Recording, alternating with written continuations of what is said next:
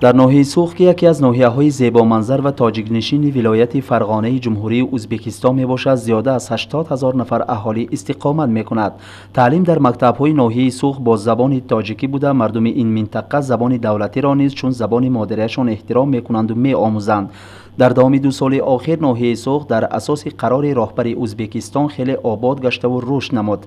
در ناحیه سوخ از حساب بودجه دولتی فرودگاه برپا کرده شده. امروز مردم توسط هواپیما از دیگر شهر و ولایت‌های ازبکستان به ناحیه سوخ می آیند. به قریبی ایجادکاران تئاتر دولتی لختک شهر دوشنبه با سفر ایجادی به ولایت فرغانه آمده در یک چند شهر و ناحیه‌های فرغانه کهن و همیشه نوجوان از جمله در ناحیه زیبامنظر سوخ نمایشنامه ملکه شوخ را با زبان‌های تاجیکی و ازبکی و روسی پیشکش کودکان و مردم وادی کردند. دوستان عزیز و گرامی، امروز با شرافت دو مرد ابرقدرت که توانستند راه‌ها را باز نمایند و امروز ما امکانیت پیدا کردیم که به یک زمین باستانی، یک دیاری که 99% آن مردم تاجیک زندگی میکنند و با زبان ناب تاجیکی صحبت میکنند، امروز ما تشریف آوردیم و از قبولی که در ناحیه سوخ ما قبول نمودند ما خیلی منتظر هستیم و امروز خدا خواهد ما با یک نیت نیک آمدیم و میخواهیم که برای خردسالان نورسان ناحیه سوخ با زبان مادری، با زبان تاجیکی یک نمایشنامه بهترین را پیشنهاد نماییم که نامش ملکه شوخ است. مؤلف نمایشنامه حاتم جان سلیم و تهیه‌گر آن ظفر جواد هستند، خادم خدمتشان از تاجیکستان. و ما امید داریم که بچه‌های سوخ از نمایشی که ما برای آنها با زبان تاجیکی نمایش می‌دهیم خیلی یک کیفیتی و بهره زیاد برای خود می‌گیرند. هیچ تصور کرده بودید از تاجیکستان به یک ناحیه اکسکلاف ازبکستان آمدن؟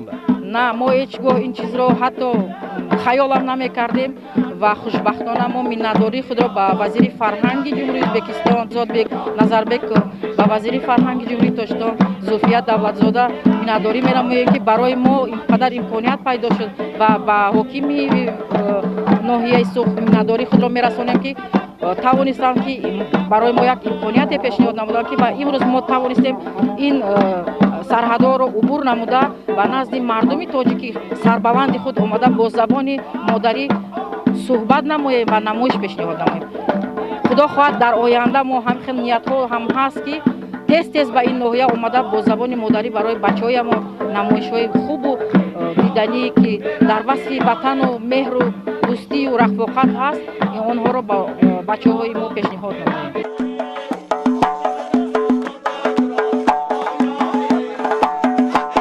طوری که گفتیم ایجادکاران تئاتر لختک شهر دوشنبه در دوام 3 روز در مرکز فرهنگ و محله های دوردست ناحیه سوخ برای کودکان نمایشنامه ملکه شوخ را پیشکش کردند. حادثه های این اثر صحنوی در کشور شکرستان شرق صورت می گیرد. پادشاه این کشور دختری دارد یگانه که ولیعهد و ملکه آینده کشور می باشد، ولی او بسیار نازپرور و همیشه سرگرم شوخی و بازی است. باره در این کشور افسانوی جادوگر پیدا می شود که اصلا هزل و شوخی را دوست نمی دارد و کسانی را که به این کار دست میزنند جزا میدهد. جادوگر با ملکه ملاقات میکند و مورد ریشخند او قرار میگیرد. بنابراین وی را سحر و جادو میکند که او تنها وقتی خندیده میتواند که خود جادوگر بخندد. خلاصه انا همین طور نمایشنامه افسانوی پر از پند و اندرز بوده در تربیت نسل نورس نقش مؤثر دارد. 3 روز است که ما در ناحیه زیبامنظر سوخ یعنی اهل هنر تئاتر دولتی لختک شهر دوشنبه جمهوری تاجیکستان قرار داریم. در ناحیه چلی که من گفتم بسیار هم زیبا منظر و بسیار هم یک مردم مهمان نواز و مهمان دوست و همزبان ما سوخ قرار داریم در جمهوری ازبکستان و مدت این 3 روز با بچگان این ناحیه نمایشنامه ملکه شوخ را پیشکش کردیم و در وقت نمایش مدت همین 3 روز که پیشکش کردیم ما اهمیت دادیم که چه کودکان با یک شوق و هوس نمایش رو تماشا میکنند. برای چی؟ برای اون که نمایش به زبان تاجیکی مخصوص به زبان تاجیکی پیشکشی بچگان گشت، چون که ساکنان ناحیه سوخ قریب بسیاری آنها همه تاجیک زبان هستند و برای همین فکر میکنم که این یک اقدام خیلی خوب و نیک بود از طرف وزارت فرهنگ جمهوری ازبکستان و وزارت فرهنگ جمهوری تاجیکستان که همین اقدام نیک رو پیشه کردن تا که به همین ناحیه زیبا منظری شما یعنی سوخ آمده نمایش رو با زبان تاجیکی پیشکش کودکان نماییم و ما دیده شدیم چه خیلی کودکان نمایش رو با یک شوق هوس با یک ذوق خیلی زیبا قبول کرده ایستادن و در بین نمایش حتی ما با آنها سوال و جواب میکنیم با آنها صحبت میکنیم چون که نمایش خودش همین خیلی صحنه‌گذاری شده است و آنها با یک شوق هوس با از تحت دل به ما جواب بگردونن و پس از نمایش با همراه ما قرصک میزنن خرسندی میکنن آماده همراه ما رسم میگیرن باور کنید این برای ما خیلی و خیلی خاطر نشان است. بعد تماشای نمایشنامه تماشابینان به خلاصه آمدند که ریشخند و مسخره کردن دیگران یکی از خصلت‌های بد انسانی بوده. انسانی خوب باید از این گونه خصلت‌ها دور باشد.